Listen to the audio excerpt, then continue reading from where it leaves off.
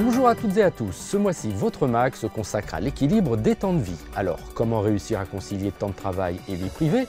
Est-ce que cela passe également par une meilleure sensibilisation à la parentalité?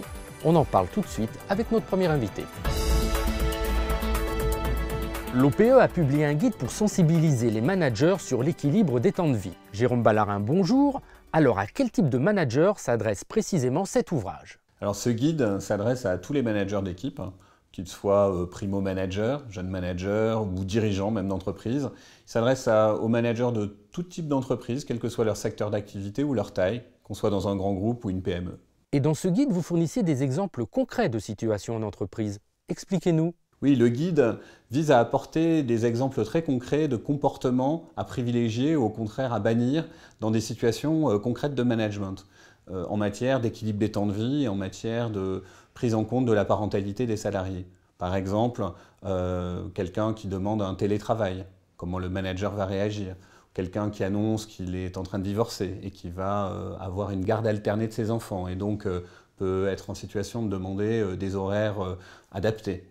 Voilà, donc des situations concrètes où parfois le manager peut mal accueillir la chose ou au contraire se montrer facilitant et positif pour répondre aux questions, aux attentes du salarié. Alors vous proposez également aux employeurs de signer la charte de la parentalité. De quoi s'agit-il ? J'ai lancé la charte de la parentalité en entreprise en 2008 pour inciter les employeurs à prendre en compte la situation, les contraintes parentales de leurs collaborateurs et de leurs collaboratrices. Cette charte est signée à ce jour par 30 000 employeurs en France et certains en Europe, des employeurs de toute taille, de tout secteur d'activité, privé, public, associatif. Nous avons lancé en 2009 un tour de France de la conciliation entre vie professionnelle et vie personnelle. Et nous avons pu même faire signer des patrons de PME et des patrons de petites TPE. C'est le mardi 3 mai, jour d'ouverture des débats parlementaires sur le projet de loi El Khomri, que la CFE-CGC a organisé un rassemblement aux Invalides. Le but de l'opération, demander aux députés de rééquilibrer le texte en faveur des salariés. 1 millier de militants venus en masse de toute la France ont créé une immense vague blanche.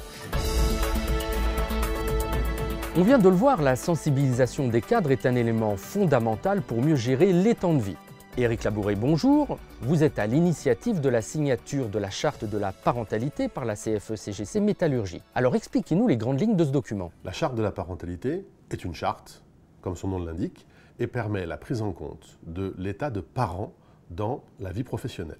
C'est-à-dire de pouvoir être pris en compte, qu'on soit un homme ou une femme, dans son état d'enfant de quelqu'un ou de parent d'une génération suivante, y compris sur la deuxième génération, en tant que petit-fils ou petite-fille, et grand-père ou grand-mère. Mais alors, pourquoi avoir signé cette charte? Cette charte mettait en conformité la gestion des salariés de la fédération, puisque c'est la fédération en tant qu'employeur qui a signé cette charte, et le deuxième intérêt était la mise en avant de cette charte pour nos mandants sur le terrain, de manière à ce qu'ils aient des pistes de réflexion au moment de négociations sur la responsabilité sociétale des entreprises ou la qualité de vie au travail. Et avec un an de recul, quel bilan peut-on en tirer? Alors aujourd'hui, pas de bilan chiffré. L'actualité étant ce qu'elle est, la qualité de vie au travail et la RSE sont plutôt mis en arrière-plan, ce qui est fort regrettable, mais il faut savoir répondre aux urgences et la CFE-CGC le fait et le fait très bien. Néanmoins, les sujets de qualité de vie au travail et de responsabilité sociétale des entreprises reviendront sur le devant de la scène, on l'espère, quand l'actualité sera plus à même de pouvoir renégocier les accords dans les sociétés. Et cette charte ne se veut pas uniquement réservée à la métallurgie, ce serait la dévoyer. Elle est bien là pour être une réponse à nos militants sur le terrain dans toutes les branches interprofessionnelles que couvre notre CFE-CGC. Voilà, c'est la fin de ce magazine de juin. Rendez-vous le mois prochain. D'ici là, vous trouverez plein d'infos sur le site de la CFE-CGC. Et pour réagir, c'est sur les réseaux sociaux. Salut!